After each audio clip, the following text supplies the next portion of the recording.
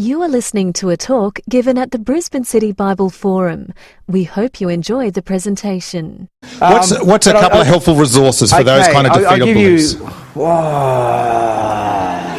Okay, so number one, all religions are true. Well, that only works if God is so abstract, impersonal, we can say anything about him that we want. But if we want him to be real, loving and personal, then he does have a name and there's only one way to him. For example, if I buy my wife flowers and I tell the lady at the shop, hey, I want to buy my wife flowers, and she says, do you want red ones or yellow ones? I say, oh, red, yellow, they're all the same. Do you want one or do you want 1,000 flowers? Oh, 1,000, they're all the same. Do you want roses or tulips? Oh, roses, tulips, all the same. What flower is she going to give me? She can't give me any flower because it's so vague and abstract. I've just given her the concept of flowerness. But if I want to really give her a flower, I need to name the flower, red rose 1.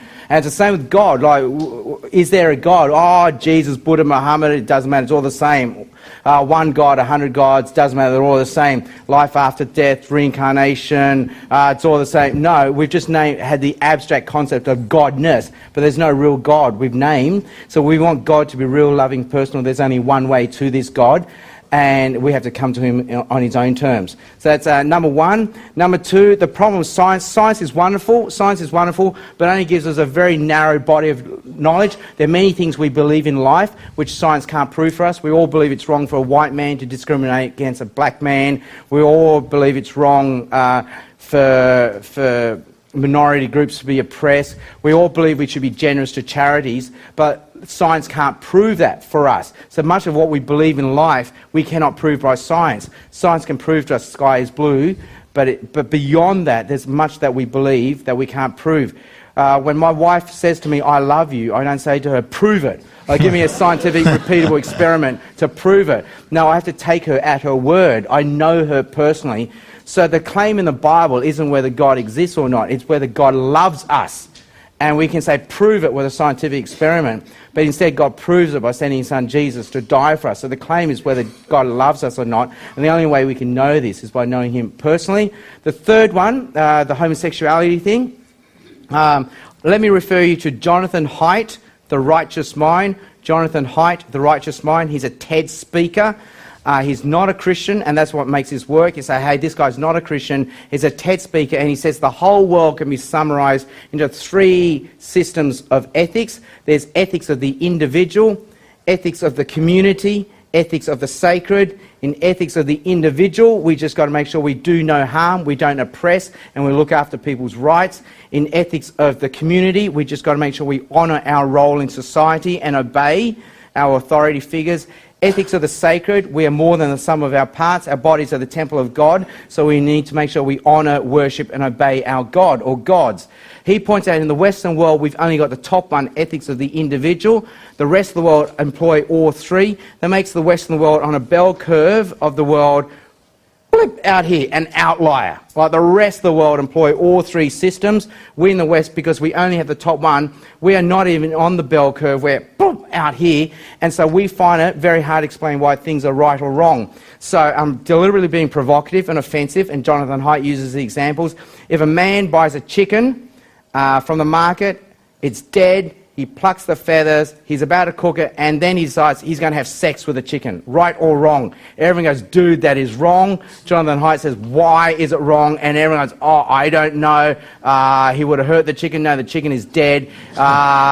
He would have caught a disease. No, he wore a condom. Right or wrong? And ethics of the individual, you know what, I guess it's not what I would do, but it is in the privacy of his own home. No one got hurt, so I guess it's okay. Ethics of society, no, that is dishonourable. That's not what a father or husband would do. Ethics of the sacred, no, I've dishonoured my God. That is sacrilege. Another example, brother and sister, can they have sex together? They're 21, they have sex, and afterwards they think, oh, okay, well, that wasn't, let's not do that again. And then years later, they get married, they lead functional married family lives. Right or wrong? Should they have had sex? Everyone goes, oh, that is wrong. Why? Someone would have got hurt? No, no one got hurt. They would have had funny children? No, they were using contraception. Right or wrong? Ethics of the individual, well, I guess not what I would do, but I guess in the end no one got hurt, privacy of their own home, so I guess it was okay. Ethics of the community, no, that is dishonourable to your family, that's not what you do. Ethics of the sacred, I've dishonoured God, that is shameful. Woman cleans her house, cleans the bathroom, she runs out of rags, finds the US flag, rips it into bits, cleans the bathroom with that. Right or wrong? No, you cannot do that. Well, why not?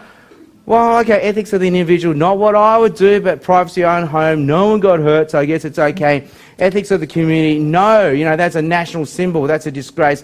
Ethics of the sacred, that flag is holy, that's sacrilege. So, homosexuality, right or wrong?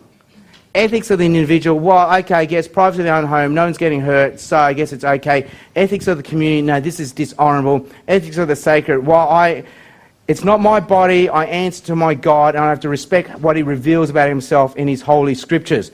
So our debate about homosexuality isn't about homosexuality, it's about how many of these ethical systems we're allowed to employ. The rest of the world employs all three. We in the West, we only allow the top one. That's why we struggle to understand why the rest of the world finds homosexuality wrong, because we are narrow, we're outliers. And so we can impose our Western cultural imperialism upon them, say, hey, you need to be like us, or maybe we need to listen to them, because maybe they're the advanced ones and we're the primitive ones. Yes. Okay. Yeah. Okay. So that was a short answer. That was the short answer. Yeah. Let's take. Yes. Jacqueline, we'll take Jacqueline's first. Can I follow up on that by saying you have an incredible mind and incredible way of words. Not all of us have that. How would you actually suggest those of us who don't have that might Okay. someone coming up with all these objections on the plane? We probably could have done the previous things we did do Yeah. and not that big. I think the most important thing, they felt heard, they felt understood, and repeat the question, sorry. The question was, Sam, you're fast and you're brilliant, and the rest of us are just not so fast and not so brilliant, and we're worried about those kind of questions. How do you suggest we proceed? Well, no one ever is persuaded by an argument, so we're not trying to argue or win the point of view. I think they just want to feel heard and understood and empathise with them. So the most important thing is to hear their side of the story, like why do you think all religions are wrong? Why do you think science disproves Christianity? Why do you think the Christian view on homosexuality is wrong? And then show that you've heard them, repeat their argument back at them so they know you've understood it, and feel what they're feeling. Say, yeah, you know what, I too have felt that. It's what they teach you in marriage counselling when your wife talks. Just repeat back at her in your own words what you've heard and say, you know what, I feel exactly what you're feeling. I hear you, I understand you, I feel what you're saying. So you do what you've learned in marriage counselling to the person, and then you know what, I totally get it, I get it. Listen, how about you let me come back to you on that, because I totally feel what you're feeling right now.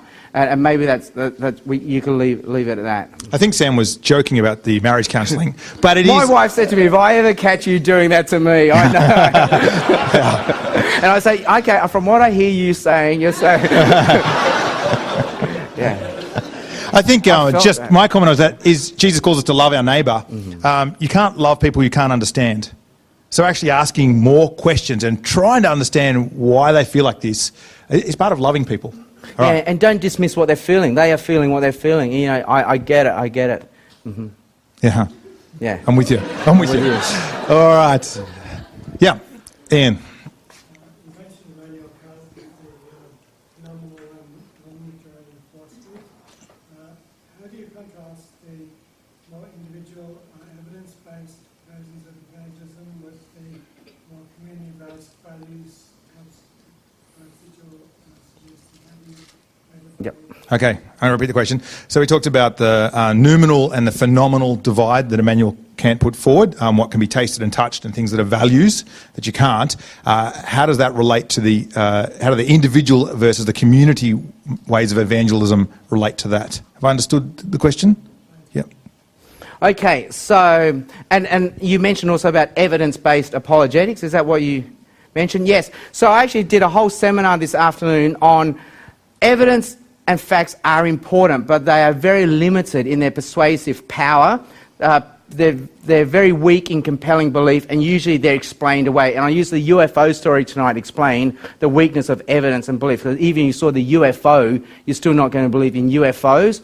The one I used to sometimes as an example is, in Colorado a few years ago, a gunman walked in a cinema carrying multiple guns, including a machine gun, 100 rounds of ammunition. He fired 76 shots into the audience. 12 people were killed, 70 people were injured. They're the facts. What are they facts of? 50% of America says that's it, we need less guns. That's what the facts show.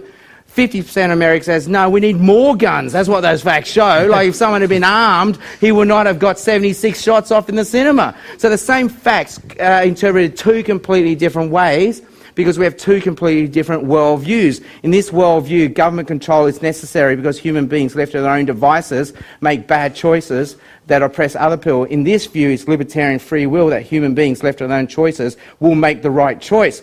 And so just giving them evidence of shootings isn't going to change their mind. What we need to do is state at them, this is why you believe what you believe, because you believe this or you believe this.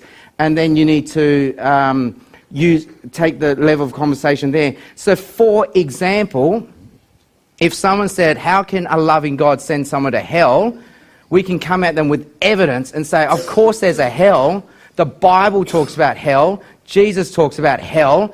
But we're just giving the facts and evidence of hell, but we're not hearing the presuppositions, which is, how can a loving God do this? Hell is harsh, it's unfair, it's intolerant, it's judgmental. So we need to say to them, I hear you, I know, I too have felt the same thing. Like, how can a loving God do this? This is harsh, it's intolerant, it's unfair. And then you grab something that they believe to be true, like e.g. God is loving, and you begin the conversation there. So, but we're saying God is loving.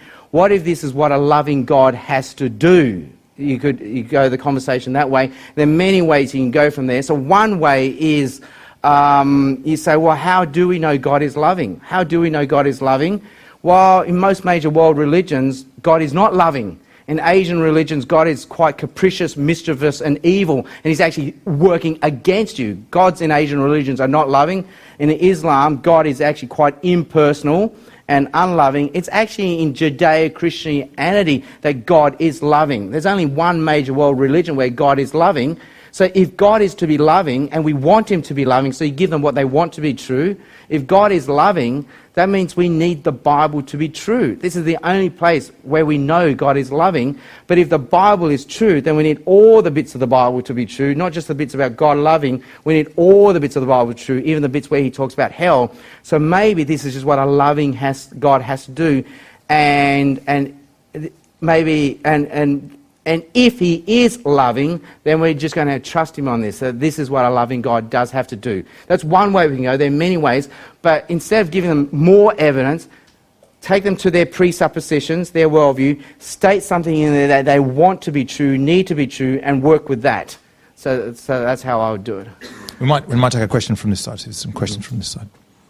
Yes. So I was just wondering, how would you approach someone who's been hurt by the community, and what if hurt or specifically something within their plausibility structures about Christianity? So the question was, what do you do if someone's been hurt in their community and that hurt is now part of their plausibility structures? That's what they expect in the community, in the church community in particular? Yep.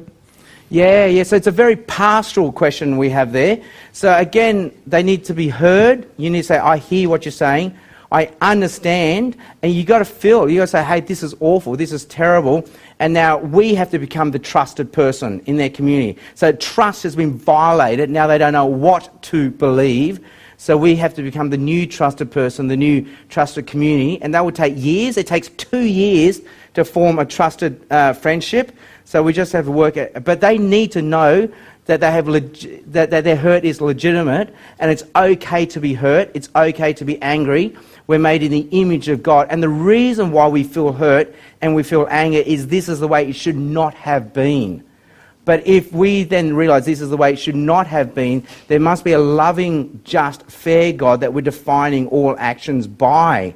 Otherwise, if there is no God, then why are we outraged? Why are we angry? Why are we hurt? But because there is a loving, personal God, this is why we sense injustice and hurt and anger. And even God himself is angry. We're in his image. So we explain these emotions of hurt come from God, and God is feeling the same outrage and anger and hurt. But I think they just need to feel that They've been hurt, and you are feeling what they're feeling. And they just need a new trusted community, and it begins with us.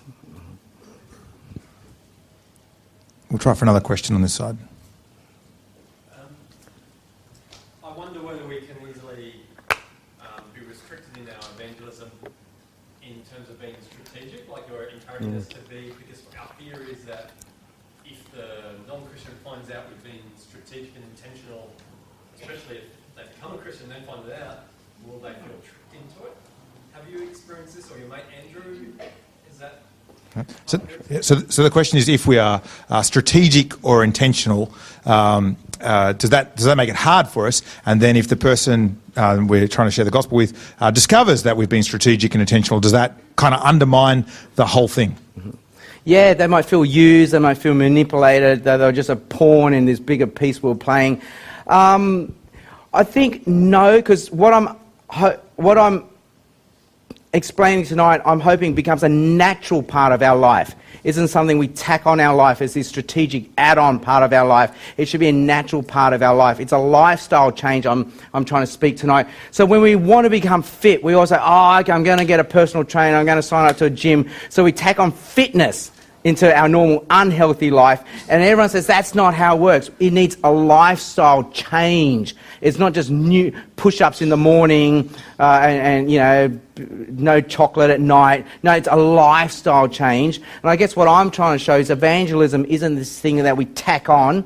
It's not just events our church puts on. It actually requires a lifestyle change now, where I need and we all have a natural network of friends.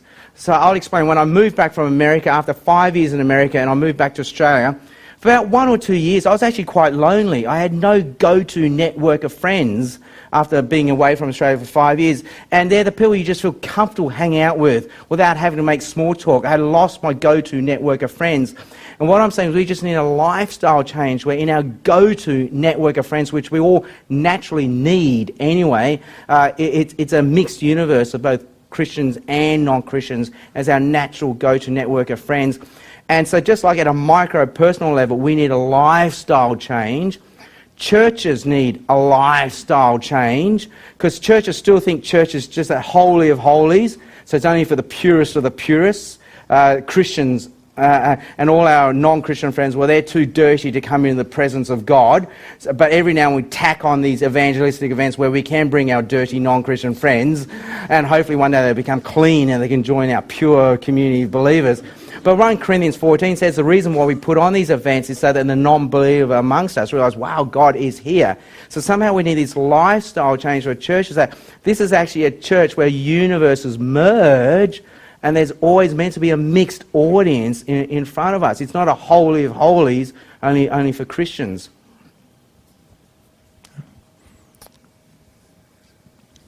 Hey, you mentioned that you're a bit of an introvert. Do you have any tips for us?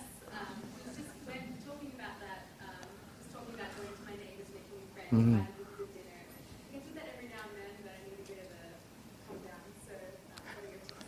Yeah. I'm supposed to repeat the question. You've got to come in. I thought you were introverted. Yeah. So the question was, if you're introverted, how do you put in place some of the ideas that Sam's been talking about? All right, and I think studies show 9 out of 10 of us are introverts. It's the majority personality. And extroverts drive us crazy because they're always trying to make things happen. They, come on, do this. I just want to be alone, all right? And it's how God has made us. We're introverts. But I think what we've diagnosed ourselves as introverts. That's the start. So what we need as introverts is mechanisms of recharge. I never knew I was an introvert until I had children. And someone writes, they have robbed me of all my mechanisms of recharge. I didn't realise how much recharging was naturally built in my day. That's when I discovered I am an introvert, because I've lost that. So if we're going to be entertaining, having people over, it would just exhaust me. My wife is like, we've invited these people. I go, really? Then she knows she needs to give me like a whole day of quietness so I can recharge myself for that night. So an example is my wife and I like to do date night once a week. But, the other week we invited another couple along with us on date night. I think, really? So, but then she knows she's got to give me a whole day to get myself ready for people. So I think just knowing, okay, a necessary part of evangelism is meeting people. We can't avoid that. and then just knowing, okay, if that's to happen, I need mechanisms of recharge. I need to somehow seek them out in my day. We'll take another question from over this side if there's one. Oh, sorry. Yes, Seb, I'm just keen to get your thoughts in terms of evangelising or witnessing to family, especially when apathy is just such a prevalent emotion in that relationship. Yeah, so the question is, when it comes to family, how do we share the gospel with family, especially in the Australian context where apathy seems just like the baseline for lots of Aussies? Yep. So the challenge is, how do we tell our family about Jesus? And there's some extra challenges which make it really hard. One is we're stuck with family for the rest of our life. So it's the elephant in the room, and it's the make or break. We share the gospel with them. They say no. Now we are awkward for the rest of our lives. And that's why evangelism, ironically, is so much easier with strangers, because we're never going to see each other again. So you can be much more brave and ambitious, and there are no long-term consequences. But with family, we're stuck with each other. And besides, they already know what we believe, so just us telling them more of what we believe is going to persuade them. They already know what we believe.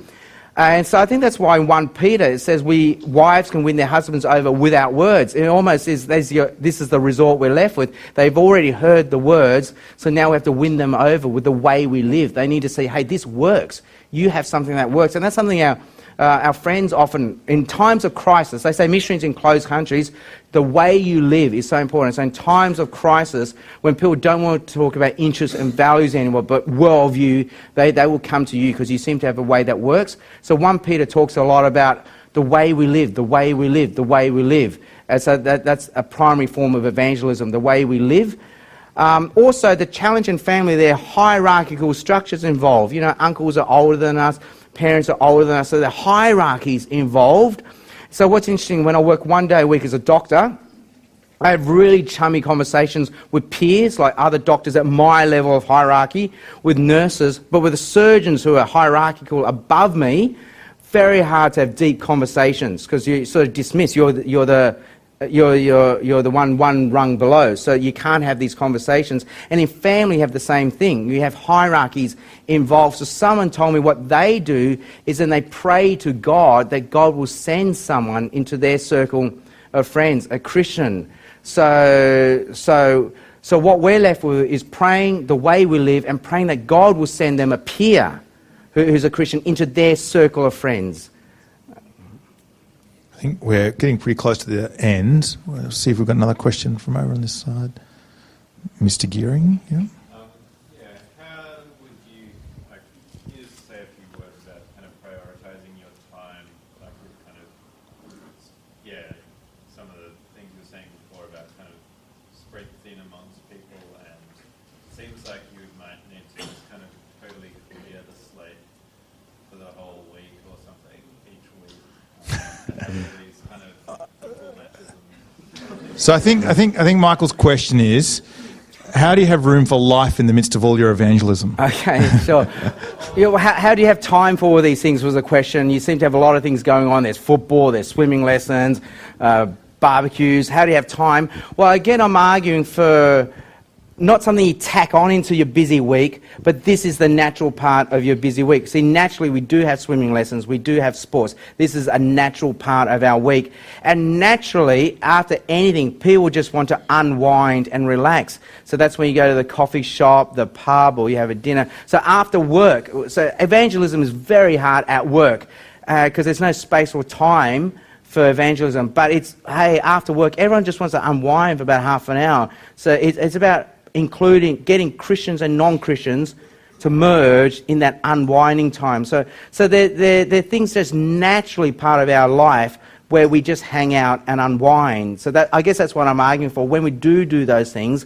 trying to merge our universes and not have two separate universes.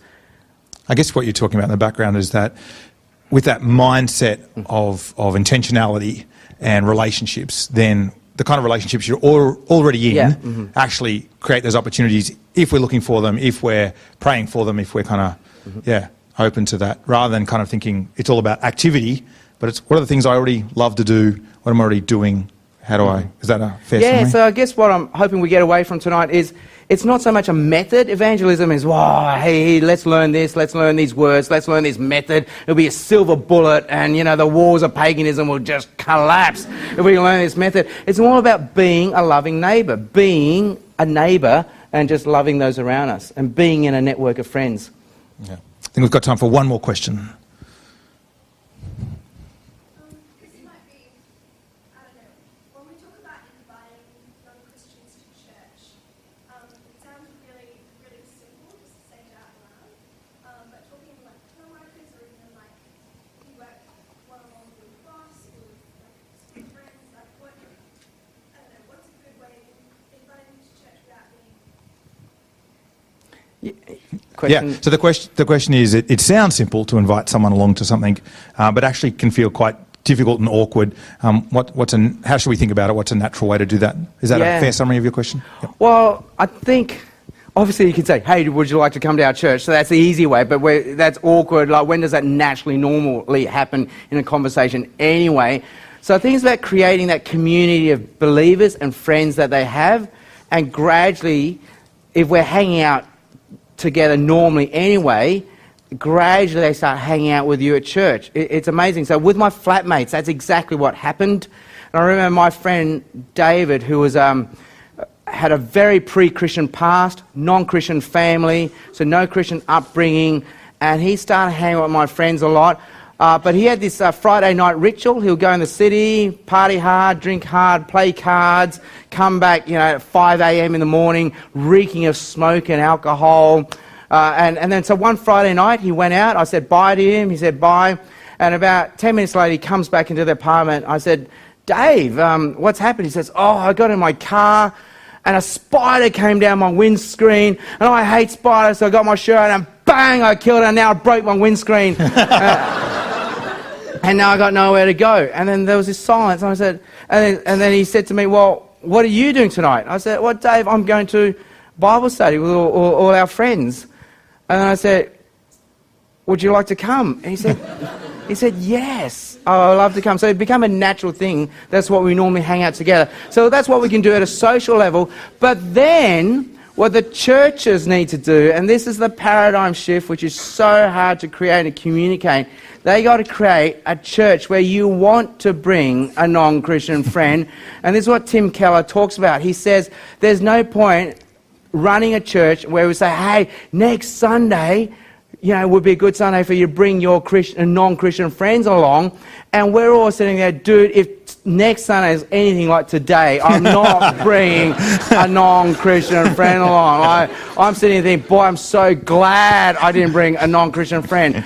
And so we've got to, if we run church, we've got to run church every Sunday as if a non-Christian is there, in the whole DNA. And that will change the words we use, the tone we use, will be less adversarial, a lot more conciliatory and engaging. I once got asked to speak at a church, one of those guest services, and the lady got up and prayed, oh, dear God, I thank you, and I like the world, which is so, wrong and evil. And I think, do they not know this is a guest service? And so the whole tone would change. So I tell everyone who runs church, from everyone who chairs, who prays, who leads singing, imagine your non-Christian friend is in front of you in the front row as you lead, pray, sing, and teach.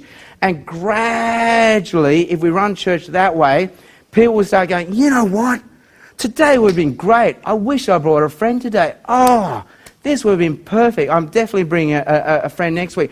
And Tim Keller teaches preachers to preach in a certain way, as if non-Christians are there, and there's a form and there's a content, and I started copying it a little bit, and I was getting a lot of people coming up to me and saying, you know what, I so wish I brought my brother today because he would have loved to hear what you said. And another parents came to me and said, oh, we're so glad you said that because our daughter's been asking us those questions. So you start preaching as if non-Christians are there, and then there will be this DNA change in churches where people will be going, oh, I should have brought a friend today. Today would have been perfect. I'm kicking myself for not. So anyone who runs churches, you've got to run church in such a way, Tim Keller calls it the McDonald's moment.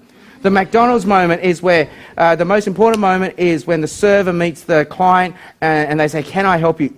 That is the most important moment of the whole McDonald's interaction, the McDonald's moment. The church, every one of us, whether we lead singing, pray, preach, teach, whatever, you've got to engineer it so there's this moment where everyone's going, I should have brought a friend today. That is your KPI, your key performance index. Get it run in such a way that everyone's like, oh, I should have brought a friend today.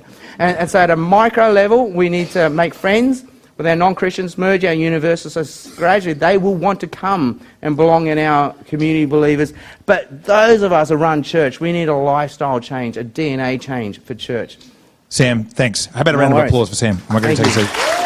Thanks.